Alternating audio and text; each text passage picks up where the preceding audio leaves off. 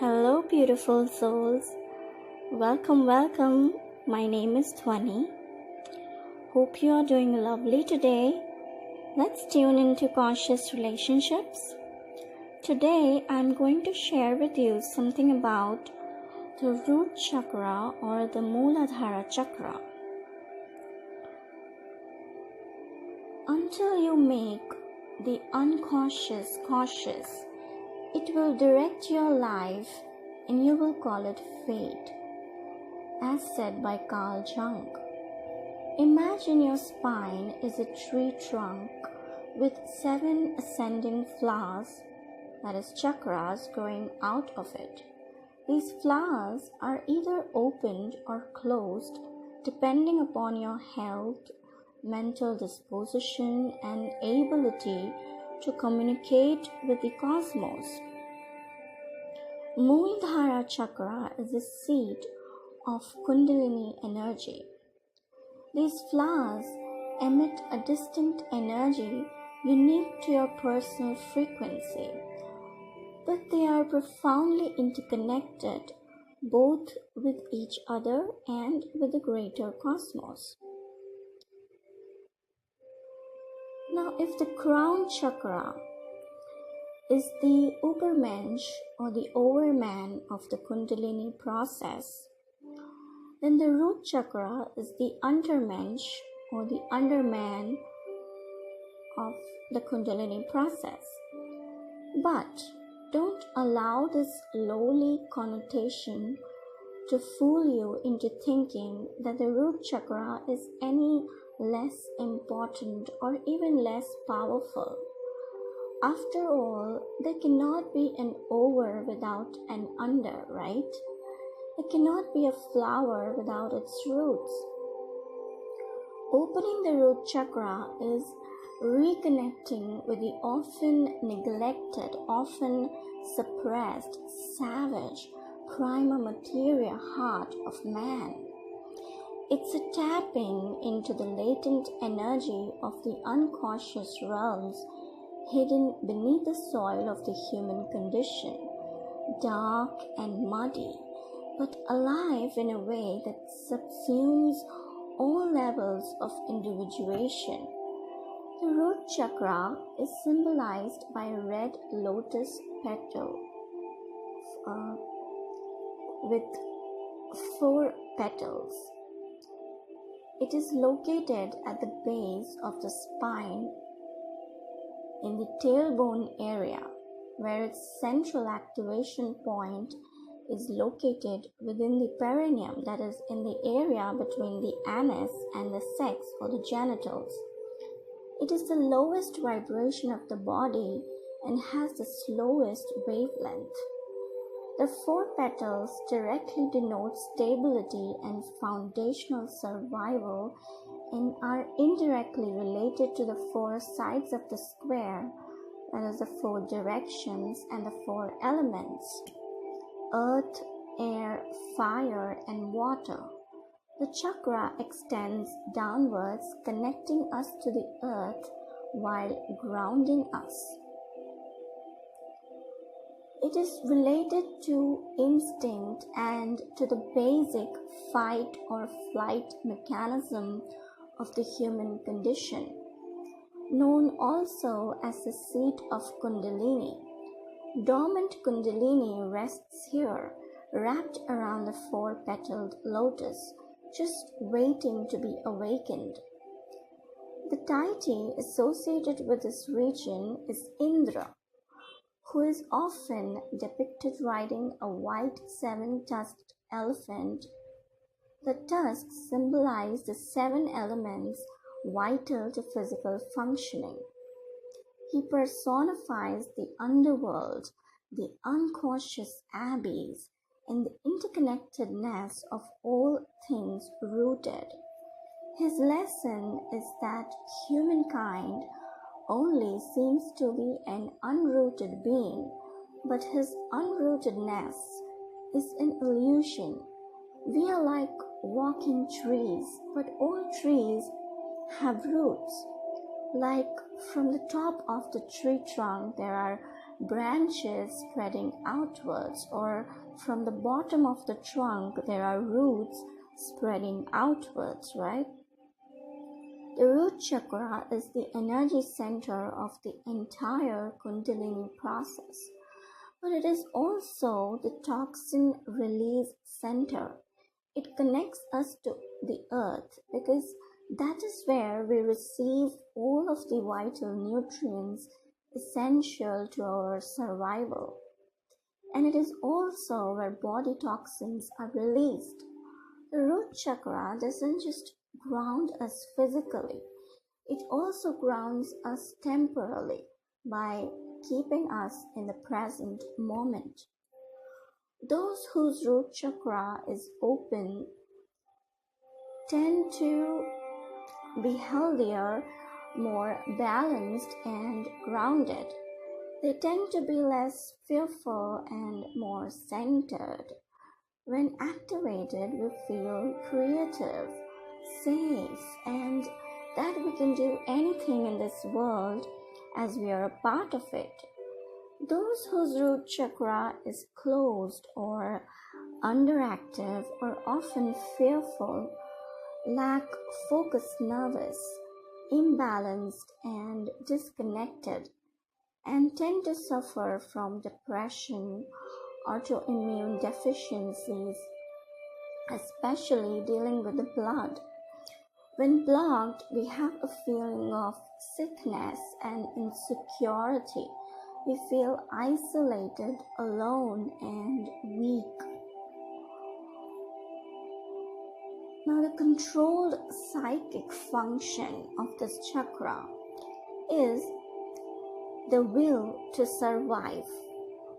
It controls the survival instinct, the inner state of safety, self-confidence on a physical level, desire for material possessions, or the chosen profession or job, or the feeling of security, the belonging to a group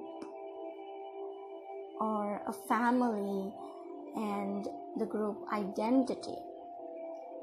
The fears associated with these chakras are fear of physical survival, abandonment from the part of the group, losing the physical order, fear of being attacked or aggressed.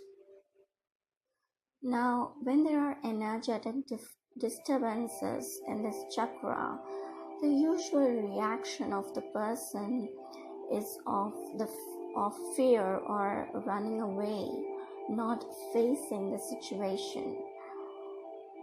The element resonating is the subtle energies of earth, and the sensorial organ is the nose, and the sense is the smell, and the characteristic color is the clay yellow or earthen colors, or mainly red.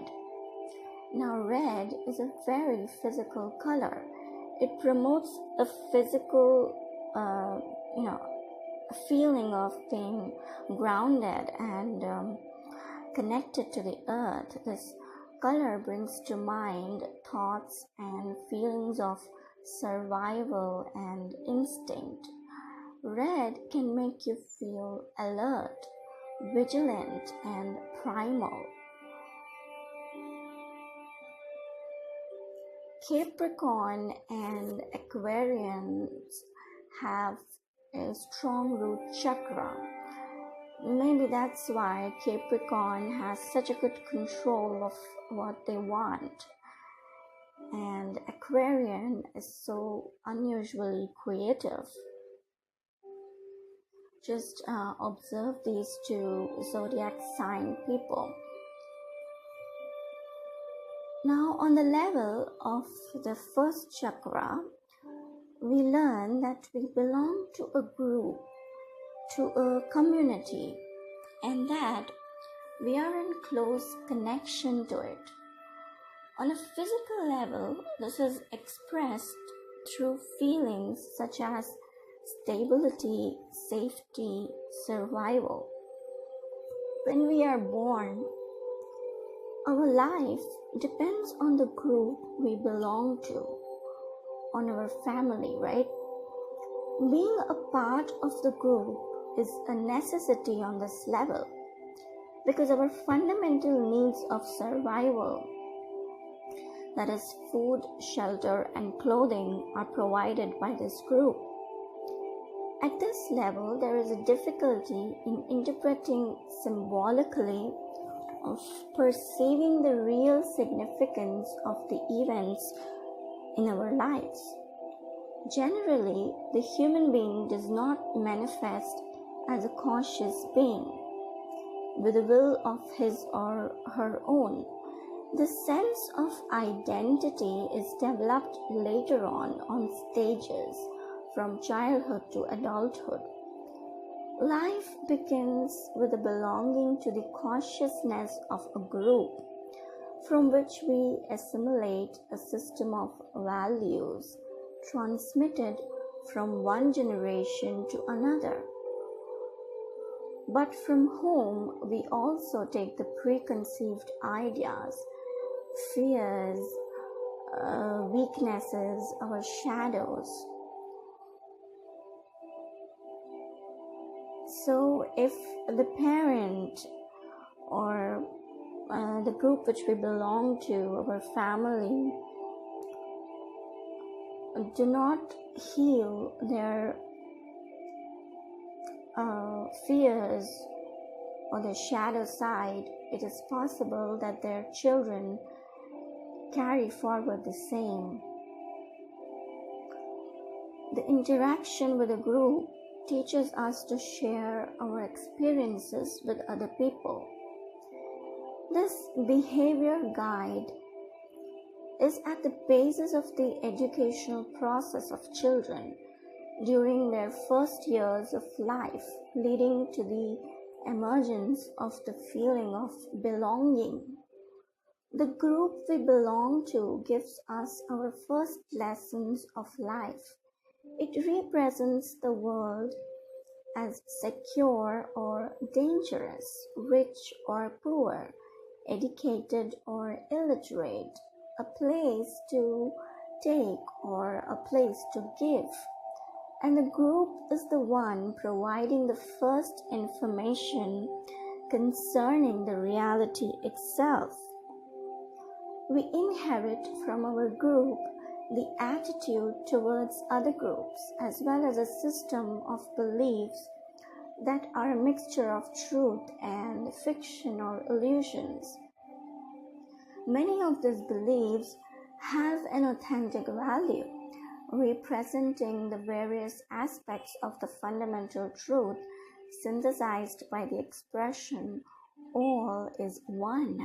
The process of the spiritual development challenges us to keep only the positive group influences and to discard all the rest. Our spiritual force grows when we become capable of seeing beyond the inherent contradictions to group teachings and to reach a deeper level of our own truth. Every time we make a step towards the symbolic consciousness, we bring a positive influence on our energetical and biological systems. Each of the group beliefs direct a certain degree of our energy in an act of creation and thus has a direct consequence upon ourselves. When we share a belief with other groups, we take part in the physical and energetical events created by these groups. This is the symbolic and creative expression of the sacred truth at this level. All is one. The negative part is that the individualities involved in a negative group of action rarely accept their responsibility and their personal role in the action. The unwritten laws of the group claim that the leaders of the group should take on the responsibility and not the followers. Owing to this so-called power of the beliefs, be they good or bad, it is difficult to be in harmony with the group all the time. We are taught to make the choices that meet the group's approval and to adopt the same attitudes and social manners. Symbolically, this adaptation reflects the union of the individual will with the will of the entire group. It is a powerful feeling of belonging to a family or a religious group, or in which there is a deep harmony on a physical, emotional, and spiritual level. Such a union gives us power as long as we continue to make choices according to the general tendencies of the group. In the same time, we have an inner tendency to explore our own creative abilities, to develop our own inner individual force. This desire is behind all our attempts of becoming cautious. Our evolution process requires that we become aware of our power and that we find the best suitable way of using this power. Becoming aware of the responsibility hiding behind a choice represents the essence of this process or journey. Considering the things from this perspective, the evaluation of our personal beliefs and the separation of those that no longer sustain our spiritual evolution is an extreme challenge and very painful as well. Change is the very nature of life.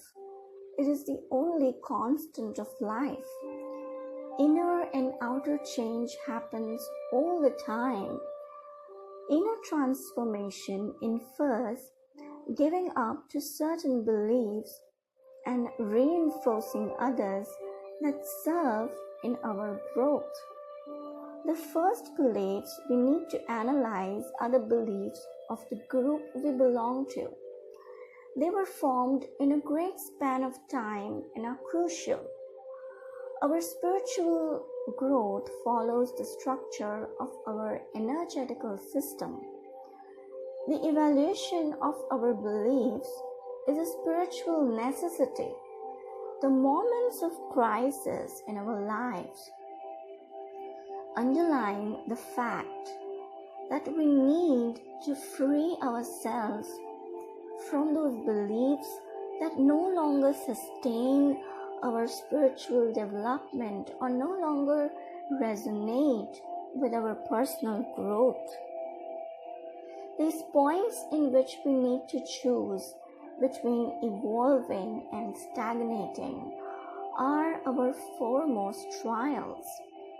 Each new crossroad means entering a new cycle of change, and change inevitably means leaving that which is familiar and known and comfortable and heading for a new stage of our lives.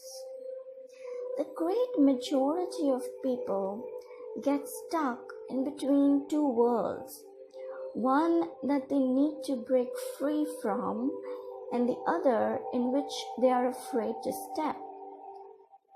We wish to become more cautious, but in the same time, this requires becoming responsible of ourselves for our thoughts, our choices in life, our actions.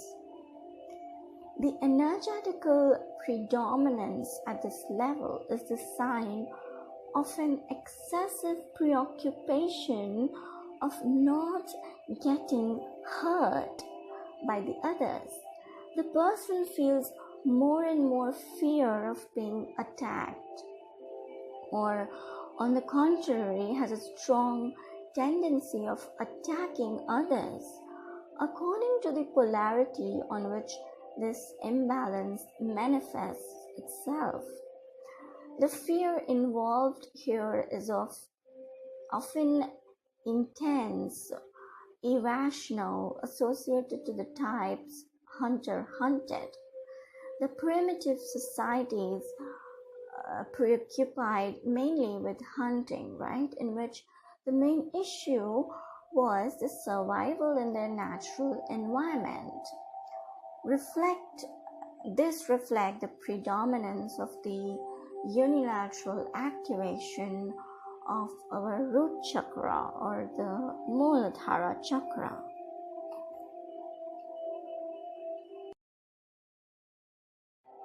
Okay, so we will be exploring about the blockages of the root chakra and transforming the same. So stay tuned. The purpose is to share and spread love.